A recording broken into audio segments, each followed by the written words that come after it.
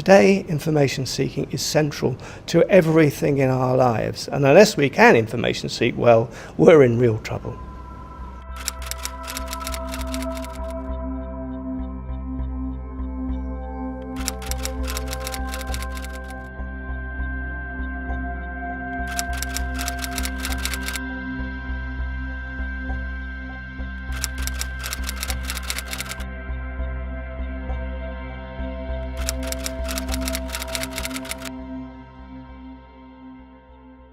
We all have needs. Those needs might arise from health, it might arise from wanting to find a good school, it might even arise from wanting to find the cheapest product somewhere. Everything triggers off a sort of information need. And to meet your need, you've got to seek information. Now, in the old days, it wasn't so easy to do that. You could talk to your mother, you could maybe go to the local library, and if you were lucky enough to live next door to the British Library, you were really lucky because they had lots and lots of information and lots of opportunities for information seeking. Now, in today's universe, everybody has the British Library on their doorstep, in their mobile phone, on their laptop, in their office, and suddenly we have unbelievable resources close to hand, and we can seek information in any particular way we like with so many possibilities. And it's happening as I'm sitting here now. More and more people are leaving their footprints, their fingerprints for us to analyze, because things change. And that's the other beauty. We can watch change happen almost in real time. And we're all told our society today is changing fast. Well, look, we don't have to guess, we can just look and see and say it is here, it isn't there. So we can put a lot of things to rest that we couldn't before. You have an infinite amount of resources available to you, or information available to you. And I think people, or this next generation, I guess are much more knowledgeable. Now with the internet, people have access to create and distribute on their own. People can share their own thoughts and feelings, experiences, talents, which I think is a great thing.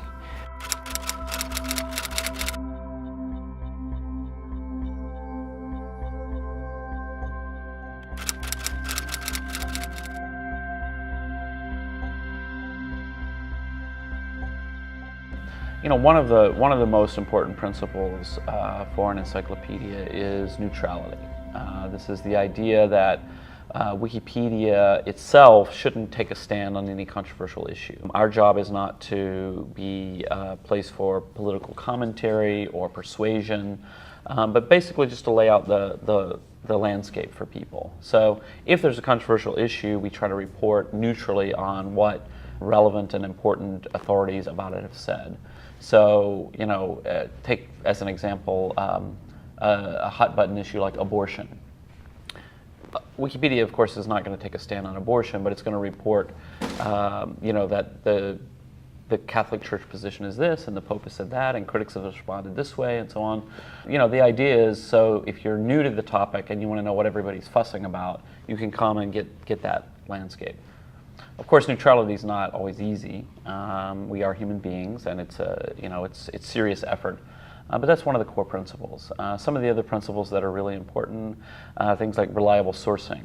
That's something the community has gotten more and more interested in over the years. As the project matures, people have become less tolerant of just some random information that somebody writes down that they happen to know, and really more looking for what's your source for that.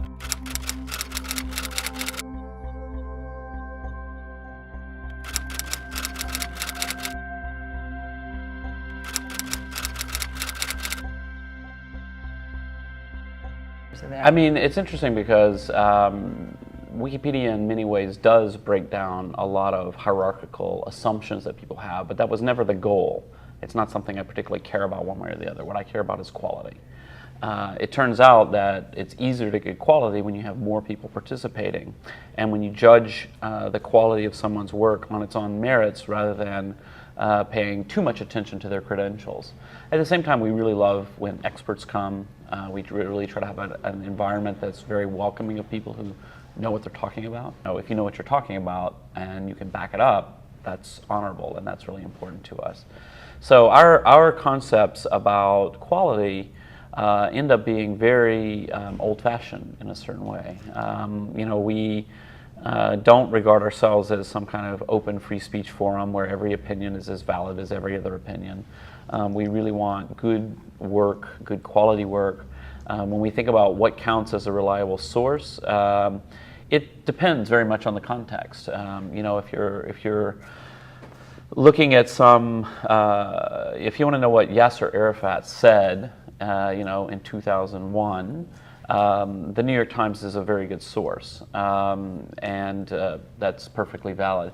If you are writing some very detailed entry about some concept in physics, you really want a physics journal. You want some peer-reviewed material to back it up, not an article in Time magazine.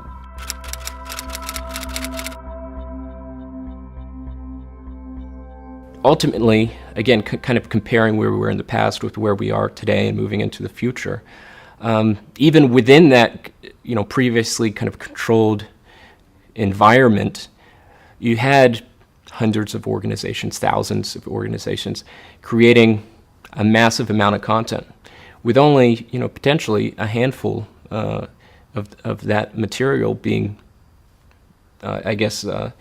quality.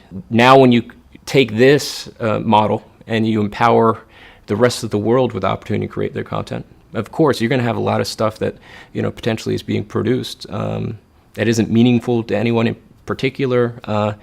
But again, you're going to have a small amount of the content or individuals having an opportunity to rise to the top. So it's just the numbers are different.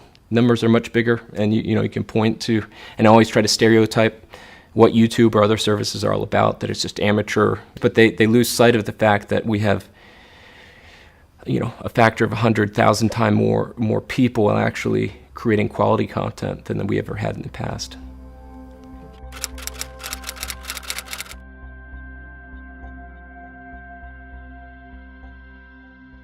Journalism sucks now. Music sucks now. Media sucks now because everyone can kind of make this stuff. The only reason everyone can make this stuff is because there's way too many outlets.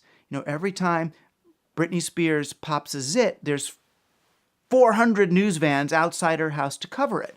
And I probably 2 or 3 news vans could easily cover her popping a zit. Enough for everybody.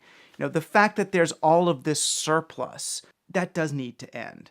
And some people will lose their jobs over it. And hopefully it'll be the people who don't do it well who lose their jobs over it, and the people who do it well can stay.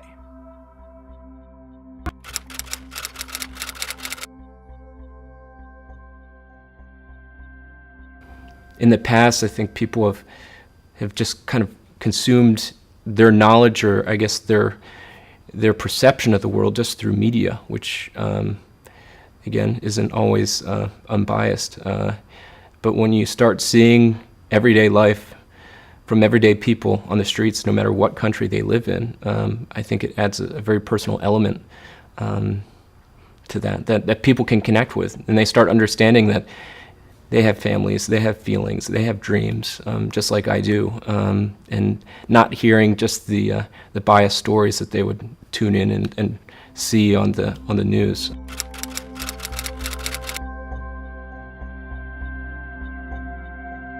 Back when experts were putting together our sources of knowledge, our encyclopedias, our newspapers, our textbooks, and all the rest of it, there's huge advantages to that. The knowledge tends to get well vetted and to be correct in most cases, and that's wonderful.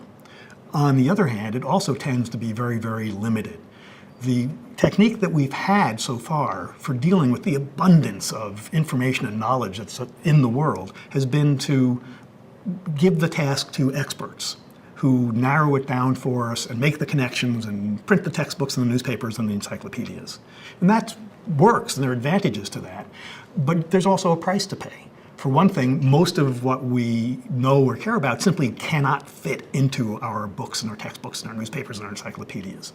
And second of all, while experts are good at what they do, they're interested in what they're interested in. It inevitably comes with a bias, with a set of cultural biases, if nothing else, that determines for us what they think we should find interesting. Maybe the biggest revelation of the internet for many of us is that the world is way more interesting than anybody ever told us. We're at this dramatic transition point where the old system that has been working well is now being supplemented and in many ways replaced by a different system that works considerably differently. And across the divide, each side looks at the other and thinks that they're getting it wrong. And in some ways that's right, we are getting it totally wrong. On the other hand, we are getting some other things really, really right. So one of the things that people fear, I think, is the right thing to fear, that where we've been able to manage and control our information by passing it through expert filters, that information has been quite reliable, if somewhat narrow and perspectival and all the rest of it. When people are out on the internet, the markers of good information are much harder to find, and much less, it's much harder to teach people exactly what those markers are, because we are out exploring everything we can. Good news is that we have been figuring out for the past 15 years, since the web began, we've been figuring out ways in which we can recommend to one another the information, knowledge, ideas, creativity that we think others will like. And so we've been rapidly developing these new systems of how to navigate and recommend that replace a very well understood system of authority. And that is genuinely scary.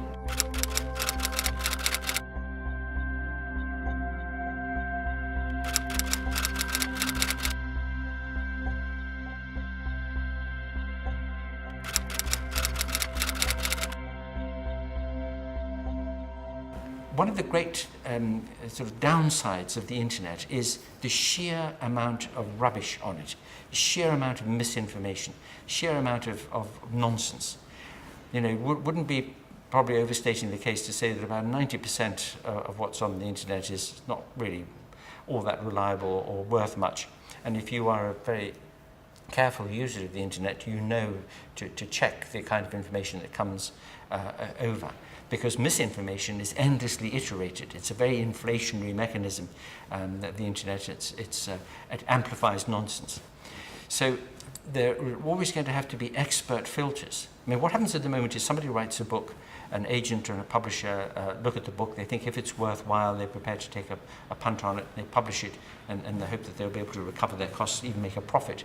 And that filter means that quite a lot of what gets through onto the bookshelves in a bookshop is of a reasonable standard. And now, people who can self-publish on the internet are pushing out badly written junk. There'll be some good stuff in there too, of course, as there are some very, very good blog sites, but a lot of blog sites are really not worth the reading. So the need for an expert filter is going to remain.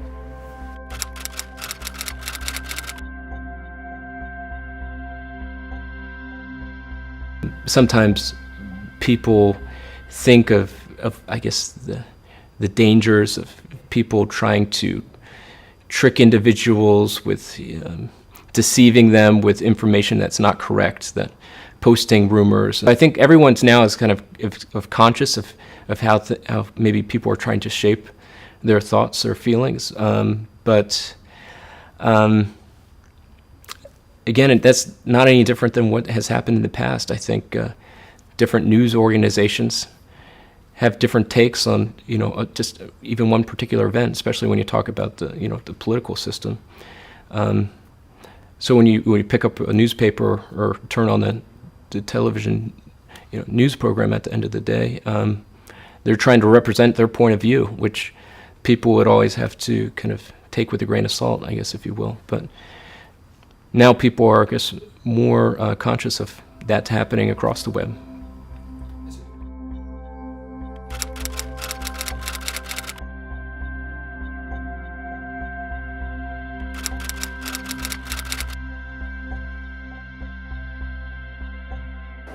I think the web is almost nothing but serendipitous. I find it hard to believe that anybody could say that there was no serendipity in the web, because you don't have to, you can miss your mouse by 1 inch and you're somewhere completely new.